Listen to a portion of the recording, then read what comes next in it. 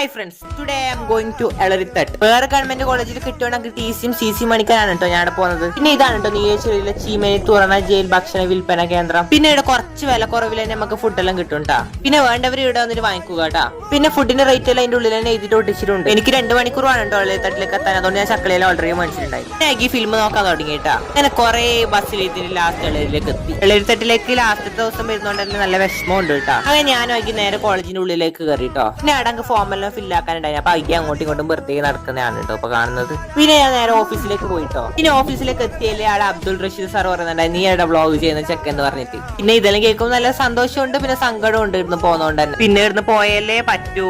പിന്നെ എന്റെ ടിസിയും എന്റെ സിസി എന്റെ കൈമ കിട്ടിട്ടോ. പിന്നെ ഞാനും അയ്യോ അവിടെ നിന്ന് ഇറങ്ങിട്ടോ. ഇറങ്ങുമ്പോ ഉള്ളിൽ ചെറിയ സങ്കടം ഉണ്ടായിരുന്നു.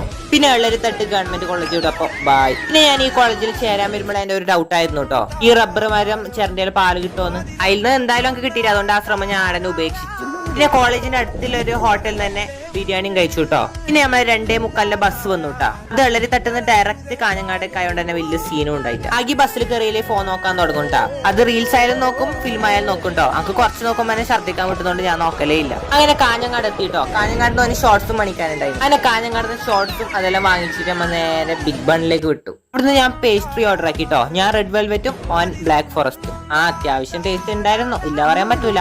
പക്ഷെ ബ്ലാക്ക് ഫോറസ്റ്റ് ആയിരുന്നില്ല, ചോക്കോ ട്രഫിൾ അങ്ങനെ എന്താന്ന് പറഞ്ഞു. അവിടെ തന്നെ ഒരു ഫലൂദയും വാങ്ങിച്ചു കേട്ടാ. അങ്ങനെ ഫലൂദ എത്തിട്ടോ. അങ്ങനെ ഫലൂദയിലെ ടേസ്റ്റ് നോക്കി. ഫലൂദയിലെ ടേസ്റ്റ് കൊള്ളായിരുന്നു. അങ്ങനെ അവിടെ നമ്മൾ നേരെ പള്ളിക്കരേക്ക് വിട്ടു. അപ്പൊ ഇത്രയില്ല, ബൈ.